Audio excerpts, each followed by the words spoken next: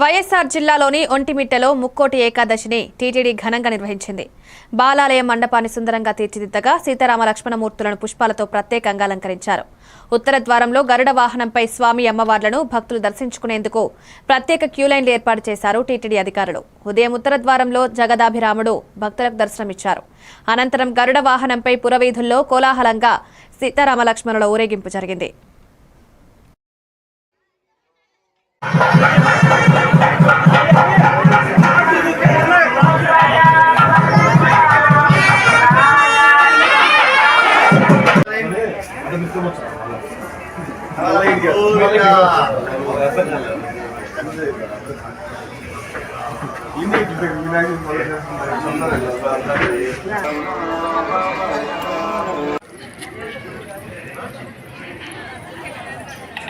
Vamos a